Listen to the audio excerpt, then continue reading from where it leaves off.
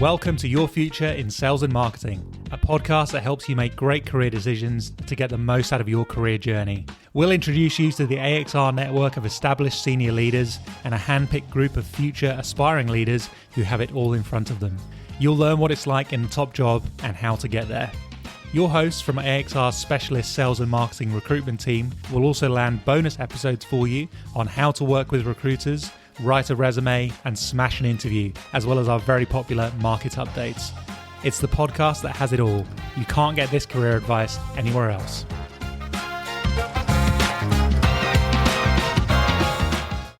Hello and welcome back to a new year of Your Future in Sales and Marketing from AXR Recruitment and Search. This is the podcast that helps you make great career decisions. I'm Andrew Cannock and I'm a specialist recruiter here at AXR, and I'm joined by my colleague Ben Carnegie. How you going, Ben? Great, thanks, Andrew. Back for another year of all things marketing on my side. Nice. And I know you'll be looking after sales for everybody this year, of course, again. Yeah.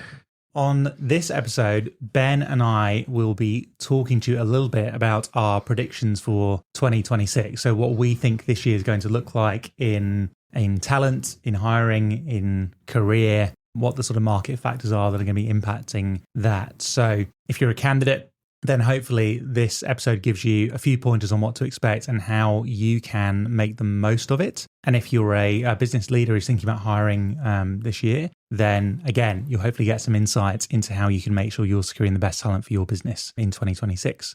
So yeah, we hope you're looking forward to this year and now this episode. So the first thing we're going to jump into is what some of the kind of macro market themes are that we think we're going to see this year and how that might flow through to talent and hiring. So Ben, maybe kick us off. What are you expecting to see this year at a high level? Well, the one thing that's probably spoken about quite a lot is AI and the introduction of that over the past 12 months. A lot of businesses have incorporated that into their day-to-day workflows already. Some companies are even creating their own closed source AI platforms because no one really wants any of that confidential information out there for everyone to access. AI hasn't really been introduced to replace anybody at this point, it doesn't seem. It's just another tool to improve efficiencies. But really, I suppose if you're not teaching yourself the AI tools that are out there at the moment, you may very well be left behind soon enough.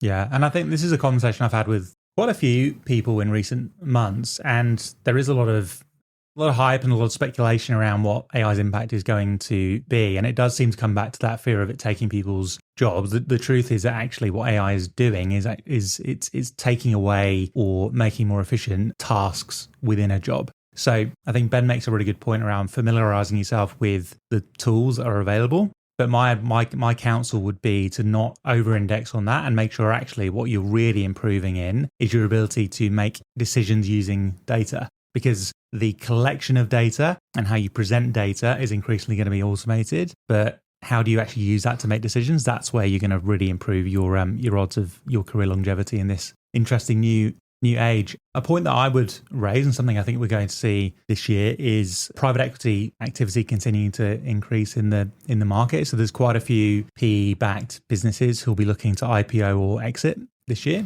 And I think that sort of PE activity is something that's just going to increase as we move forward. And I think candidates' curiosity about working in PE is picking up too. Like I've certainly seen it in my area. Definitely. There's quite a few candidates I've been speaking to that actually have it as something they want to see on their resumes now so they can say that they have worked for a PE-backed business. Yeah, which is a really, really smart move because it's a really unique experience. It's not the same in every business. It will vary, but working under that ownership structure, something that you probably should consider doing as part of the breadth of experience you're looking to accrue.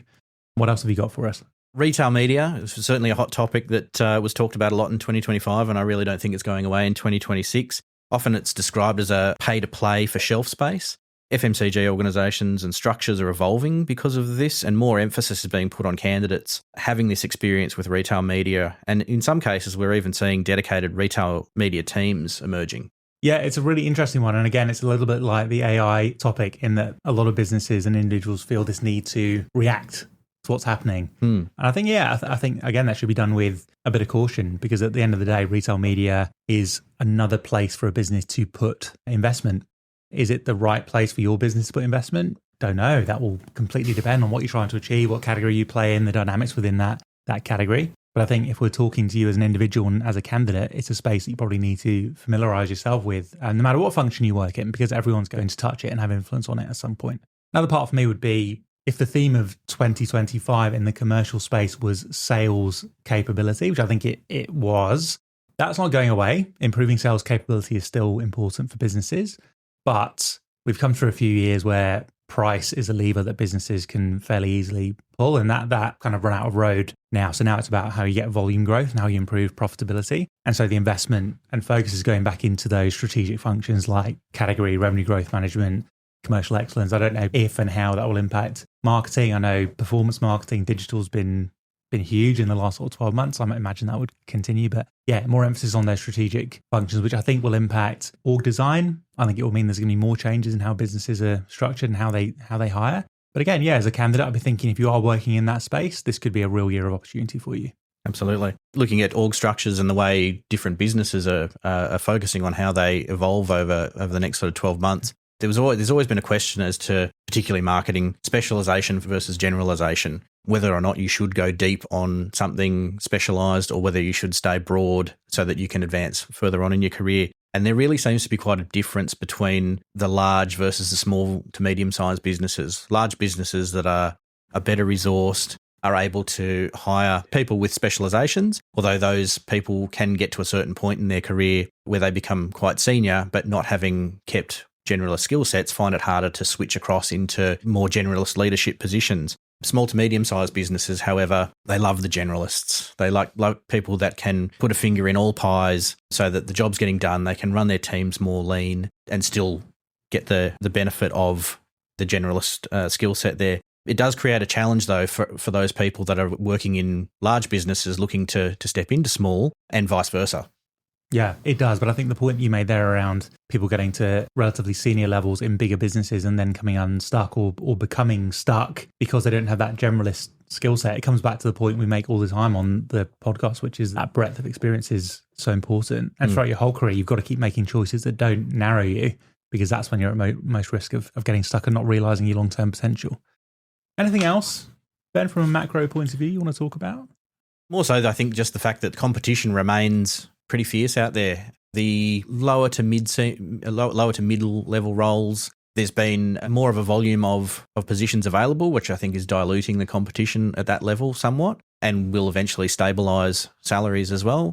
But the top end of town, the scarcity of roles still remains. So when that marketing director role does become available, the competition is fierce. Yeah, and that's true across the commercial space as well, especially with the amount of change that all the big businesses went through last year. I mean, it's hard to think of a single sort of multinational FMCG that didn't have significant change. There's a lot of really good, senior, talented people in the market. And so any opportunity, the competition is really fierce for it. So if you're one of the people who finds himself in that position and you're looking for that next opportunity, you've got to do everything in your control to make sure that you're ready to nail it and to fight off that competition. Absolutely. Okay, cool. Okay, so those are the broader sort of macro factors that we've spoken about now. So if we look at the areas that we each specialize in, starting with your space in marketing, what are the specific insights you've got in terms of what's going to happen in that market this year? If you look at 2025 to begin with, the first half of the year was fairly light on across the board in positions in marketing. But when you look at the second half of the year, it actually overtook the number of roles in comparison to sales positions that were advertised as well. The bulk of the positions that came up in marketing were your low to medium level roles, assistant brand managers and brand managers. The competition has certainly started to die down at that level because of the fact that there are so many positions out there. In fact, the brand managers are a little bit spoiled for choice right now. But if you look at senior brand managers, marketing managers, and then the levels above that, the opportunities have been fairly light on. We did actually see more roles in that 200 to 230, 240 bracket, kind of that head of marketing level role than we have seen since almost pre-COVID times, but it's certainly not the avalanche that we are wanting to see to really start that shift in senior leadership that I know people have been crying out for a significant period of time. Some of the skills I think that are really going to be sought after this year, particularly that middle level role, and I'm noticing that it's coming out more earlier on in your career, is the ability to be able to read a P&L, and that commercial acumen something that is starting much earlier on in people's careers at the moment. And so if you're getting that early on, you're certainly going to set yourself apart from others as you move on through your career. That ability to look at consumer insights from an NPD perspective is something that continues to grow, and being able to articulate what NPDs you've created from that initial consumer insight right through to the launch. And then as you go on as well, soft skills, there's always a mix of sort of hard and soft skills that I think are being sought after there. Something from a communication perspective that I think is going to be really important is to be able to clearly articulate yourself on project work. Succinct communication to update those senior leaders without all of the fluff. If they're really time poor, they want to know quick, fast updates so that everyone can kind of move on knowing everything's in good hands. Some of the predictions I think we will see for 2026, brand manager roles continue to be in really high demand, but without a lot of senior brand manager roles to advance to, we're going to start to see the salary level for a senior brand manager potentially drop. And that's going to blur the lines, I think, of those brand managers ready to make the move up versus the senior brand managers that have already got the experience. And so some of those brand managers looking to take the step up this year might end up almost taking the promotion without much of an opportunity to increase salary. You might be getting a few calls off the back of that, I'd imagine.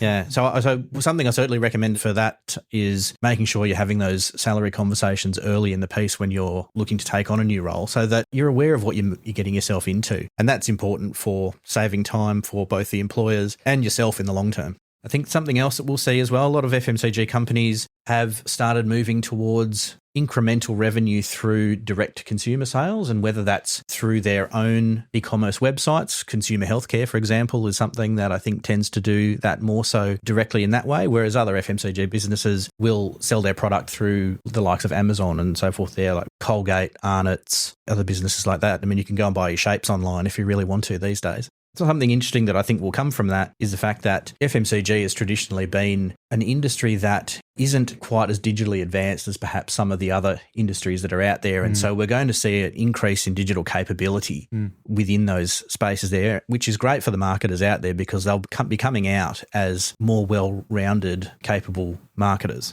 The other side of that is the digital shift in FMCG may lead to more performance-based marketing because of the direct consumer requirements there. And performance marketing can often be seen as quite reactive in the short term. So maintaining strength in your brand teams, I think, is going to be really important to make sure you continue to get that long-term brand loyalty. I mentioned it before, brand management, significant demand both at assistant brand manager and brand manager level. And that's similar across both food and consumer healthcare. The other specialist roles that we're still seeing in demand, loyalty and CRM, and that's mainly due to the fact that there's quite a skill shortage in those areas. Whilst they're quite niche roles, there's also a shortage in people that are actually quite skilled in those. So when the opportunities come up, searches can take a significant period of time just because of the lack of candidates in market for it.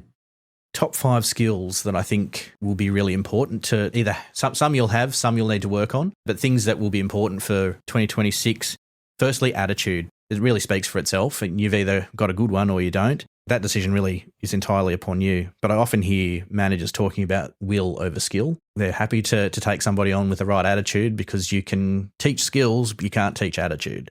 Commercial acumen, something that I brought up before, but I think will continue to be a big focus for this year. The ability to make those marketing decisions that balance growth, margin, and long-term brand value, and not just activity and reach. And your ability to interpret data, another skill that I think will be quite prominent this year, helping you determine what you focus on so that you spend your time on the right things to create maximum impact. Influencing skills, particularly the more senior you become, becomes more and more important, and knowing how to adjust your communication style, data points, depending on who you're trying to influence. Could be senior leaders, it might be cross-functional teams, and it could also be agency partners. Yeah.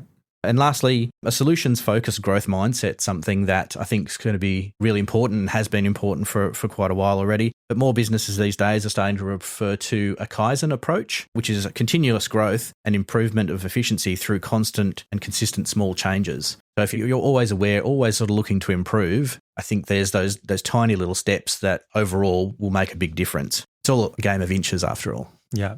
Right. And there's some points you raise there which kind of resonate a little bit in terms of what's going to be important in the space that I look after as well. So in the commercial space, sales, category, revenue growth management, if I had to say there's going to be 3 kind of big things to expect this year, I think 1, the push for increased sales capability isn't really going anywhere. So when we speak to sales leaders, it's a very, very common complaint of theirs that they just don't feel they've got the level of capability within their sales function they maybe need to achieve optimal results. And what that comes down to is not maybe what some people would expect. So it's not necessarily around commercial acumen or ability to negotiate. If anything, there's actually some real strengths in that area.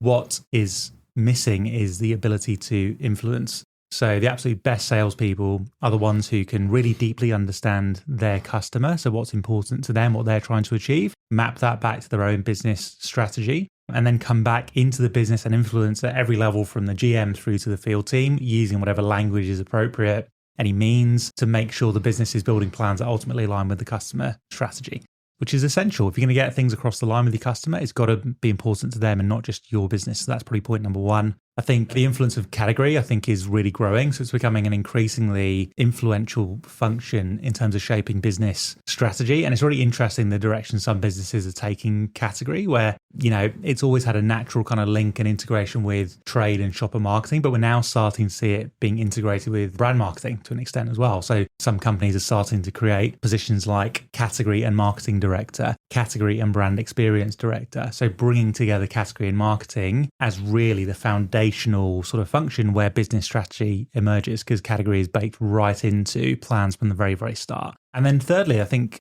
just integration of revenue growth management. Every business is on a different stage of its RGM journey. Some have dedicated functions. Some will have an individual embedded within a certain team or individuals across different teams. And some will be just trying to implement it more as a way of working and way of thinking without a dedicated function. I think that will start to really solidify this year, and you'll start to see revenue growth management really become front and center with businesses, because that price lever is just harder to pull. Growth is harder to come by, and you need to be implementing RGM if you're going to win in the market. And so I think from a candidate point of view, probably a couple of things. I'd say one, regardless of which of those functions you're in, you've got to be improving your ability to influence with data.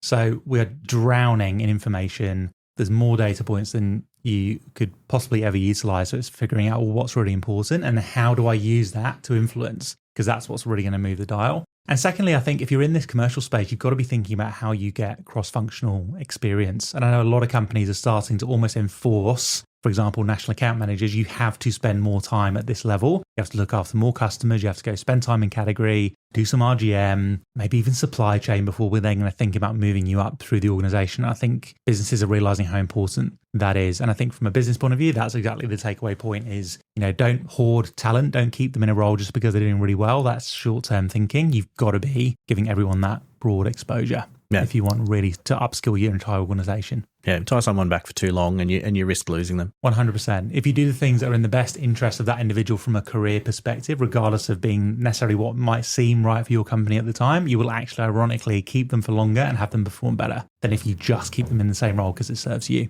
After all, everyone would like to move internally more so than have to job search every time they're out and about anyway. Absolutely. The less time speaking to us, the better. One thing I think we're seeing a bit more so now is that the salary benchmark across the market at the moment are starting to stabilise. There's definitely a mismatch that we're seeing between what employers are wanting to pay versus candidate expectations of salaries. We ran some surveys last year which made it pretty clear that candidate expectations can be between 5 and 15% above what the employers are expecting to pay. And I think it's really important that, again, I referred to making sure you have those salary conversations earlier on, just to make sure everybody's on the same page. Yeah. Having a really good salary guide helps with that as well. It does. Which is a good lead into the next episode that will be coming out, which is all about the 2026 AXR salary guides and how they can help with exactly these conversations. So as a bit of a wrap up, Ben, if you were to put forward kind of maybe one key action that you think a candidate or an individual looking to maximize their career this year should be taking, what would it be? I think the main thing that you should be focused on is knowing what you want. Be clear in the direction you're wanting to go, what the next position is that you're seeking to get to, and really trying to identify what shortfalls you may have in your skill set at the moment so that you can work on filling those gaps to get you to where you need to be. At the end of the day, if you're aspiring to become a marketing manager and you're a senior brand manager at the moment, you want people to be already thinking of you as a marketing manager before you get there. So by filling those gaps, it'll really help you get there a lot faster. Yeah, and I agree completely. And you've got to take control of your career. just being good at your job and hoping that your manager is going to promote you is a little bit naive. Your boss, and certainly your boss's boss, aren't losing any sleep over whether you're developing your career. They've got their own problems to worry about. So it's on you to take control, figure out what you want to do, where you want to go, and how you're going to get there. You don't need to have it all figured out, but you need to have some sort of direction, and you need to be the one that drives the conversations. And that's what we're here to help you with as well, not just for when you're looking for a job, but when you want to have those honest career conversations. That's where we can really add a lot of value for you. So yeah, thanks for tuning in. We'll be back soon with another episode. In the meantime, from Ben and I, thank you very much for listening. Thank you very much as well. Have a great day. We hope you enjoyed today's podcast from AXR Recruitment and Search. We're passionate about helping you get the most out of your sales and marketing career. Keep listening as we bring you more career insights and advice from Australia's inspiring sales and marketing leaders. See you next time on Your Future in Sales and Marketing.